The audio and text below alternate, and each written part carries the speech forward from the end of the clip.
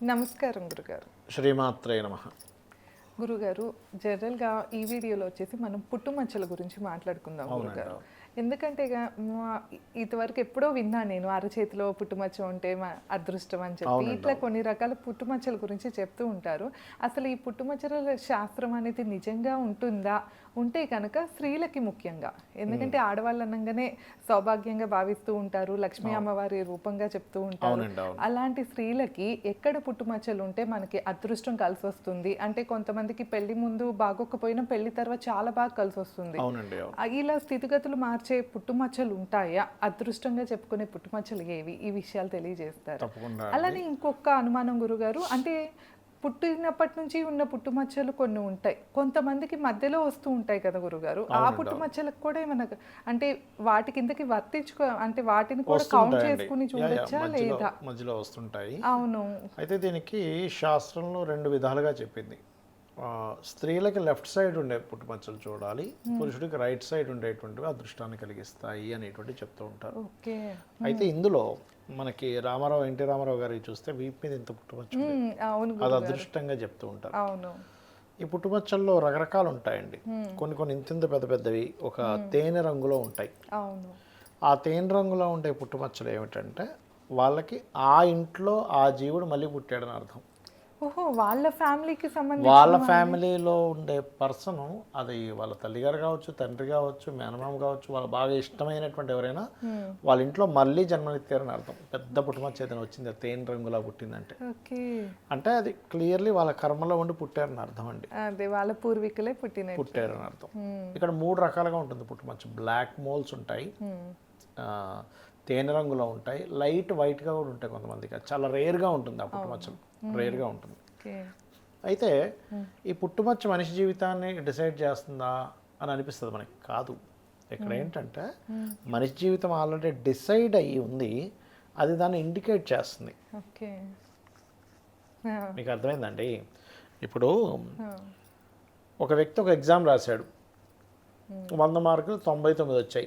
99 మార్కులు అతను డిసైడ్ చేస్తుంది అంటే రాసిన మందుకు మార్కులు వచ్చాయి. అవును. ఆయన రాయకపోతే మార్కులు ఎక్కడి నుంచి వస్తాయి? అవును. అసలు ఎగ్జామే రాయలేదు, 99 మార్కులు ఎక్కడ వస్తాయి అంటే 1 మార్కు కూడా రాదు కదా. అదే కదా. ఇక్కడ ఏంటంటే వాళ్ళ పూర్వజన్మల్లో వాళ్ళ జాతచక్రంలో ఉండేటువంటి కండిషన్స్ బట్టి పుట్టుమచ్చలు ఉంటాయి. ఓకే. మంత్ని బట్టి వీళ్ళకి ఇక్కడ పుట్టుమచ్చ ఉందని కూడా చెప్పొచ్చు. ఇప్పుడు ఎగ్జాంపుల్, మీ మంత్ ఏంటండి మీది? సునీల్ గారు, మీ మంత్ ఎంత? ఏ మంత్లో పుట్టారు మీరు? అక్టోబర్ 31. మీకు నడుము మీద పుట్టుమచ్చ ఉందా? బ్యాక్ ఇక్కడ ఈ నడుము భాగంలో కానీ ఇక్కడ ఉంటుంది ఖచ్చితంగా. పొత్తి కడుపు మీకు గుర్తులేదేమో. సరే, ఓకే, రైట్. ఎందుకంటే ఉంటుందన్నమాట. అక్టోబర్ నవంబర్ మాసాల్లో పుడితే పొత్తి కడుపు భాగంలో ఈ భాగాల్లో ఉంటుంది. అంటే మేషన్ అంటే మనకి ఎగ్జాంపుల్ ఏప్రిల్ మే మాసాల్లో పుట్టారనుకోండి, శిరస్సు భాగం మీద ఉంటుంది. శిరస్సు తల భాగంలో ఎక్కడేదో దగ్గర ఉంటుంది. అదే జుట్టు పైన ఉంటుంది, జుట్టు పైన ఉండొచ్చు, తల మీద ఉండొచ్చు. గురుగారు ఇద్దరు ఏప్రిలే.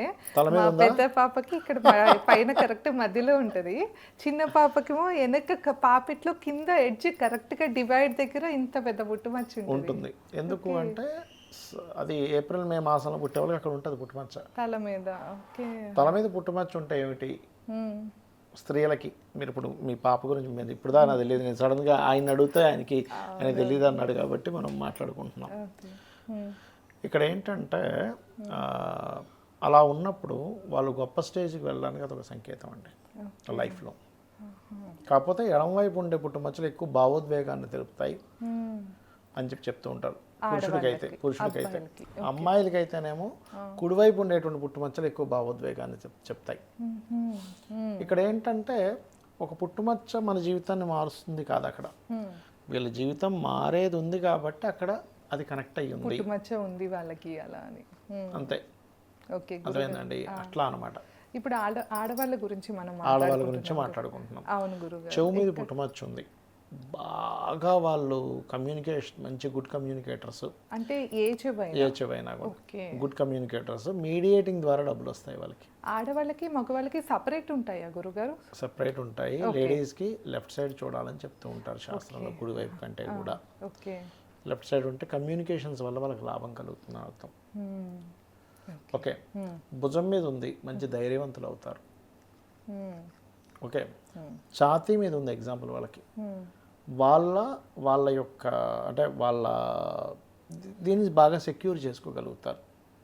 ఏంటి ఆస్తారు? వాళ్ళ ఆస్తులు అనుకోండి, వాళ్ళ తత్వాన్ని అనుకోండి, వాళ్ళ యొక్క అంటే వాళ్ళు చాలా సెక్యూర్గా ఉంటారు. ఎక్కడ కూడా ఎవరికి ఇబ్బంది అంటే వాళ్ళు ఎక్కడ దొరకకుండా చాలా జాగ్రత్తగా ఉండగలుగుతారు. మంచి విద్యావంతులు కూడా అవుతారని చెప్తుంది శాస్త్రం.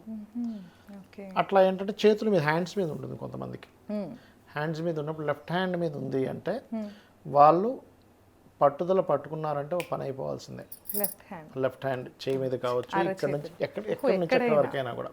మళ్ళీ అరచేతుల్లో ఉంటే దానికి మళ్ళీ కొంచెం అదృష్టంగా చెప్తూ ఉంటారు. కొన్ని రేఖల మీద ఉండేటువంటి అదృష్టాలు వేరే ఉంటాయి, కొన్ని ప్లేసెస్లో ఉండే వేరేగా చెప్తూ ఉంటారు. అంటే శాస్త్రంలో ఉంది అది.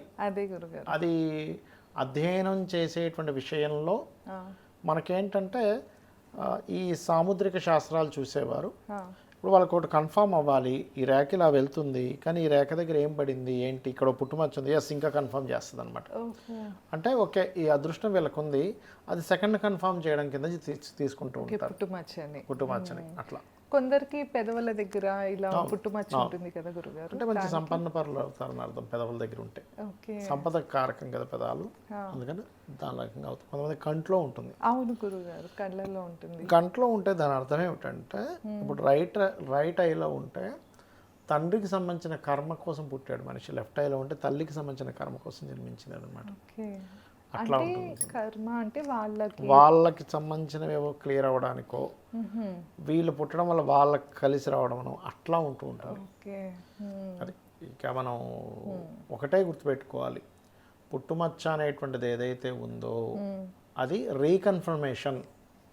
ఇప్పుడు నేను మీకు ఇందాకన్నా ఏప్రిల్ మే మాసంలో పుట్టిన వాళ్ళకి శిరస్సు మీద ఉంటుందండి అని, అట్లా ఒక్కొక్క దీన్ని బట్టి ఒక్కొక్క ఇది చెప్తూ వచ్చారు పుట్టుమచ్చల విషయంలో.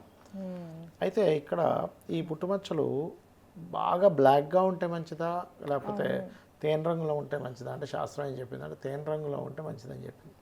బాగా బ్లాక్గా ఉంటే బ్యాడ్ ఏం కాదు కానీ అది కొంచెం అది ఒక్కొక్కసారి దాని ఫలితాలు తీవ్రంగా ఇస్తుంది బాగా బ్లాక్గా ఉంటే. అంటే ఇస్తే అద్భుతాలు అలాగే ఇస్తుంది, డౌన్ ఫాల్స్ అలాగే ఇస్తుంది అని చెప్తుంటారు. కొందరికి చిన్న మచ్చలు ఉంటాయి, కొందరికి పెద్ద పెద్దవి ఉంటాయి కదా గురుగారు. మరి పెద్ద మచ్చలు చాలా డ్రాస్టిక్ చేంజ్ ఇస్తాయండి. చాలా అంటే కారణ జన్మలకు పెద్ద పెద్ద మచ్చలతో పడతారు వాళ్ళు. అందుకే ఎన్టీ రామారావు గారు చూడండి, ఆయన కారణ జన్ముడు. అవును కదా, కాబట్టి అట్లా ఉంటుంది. ఇంకొక వీడియోలో మనం మగవారి గురించి అట్లాగే ఇంకా డెప్త్గా మాట్లాడుకుందాం గురుగారు. సో విన్నారు కదా, గురుగారు అయితే పుట్టుమచ్చల గురించి తెలియజేశారు. ఇంకా మీరు కనుక ఒకవేళ ఎలాంటి సమస్యతో ఇబ్బంది పడుతున్నా ఒకసారి గురుగారిని సంప్రదించాలి అంటే స్క్రీన్ పైన స్క్రోల్ అయ్యే నెంబర్కి కాంటాక్ట్ అవ్వచ్చు. ధన్యవాదాలు, నమస్కారం. శ్రీమాత్రే నమః.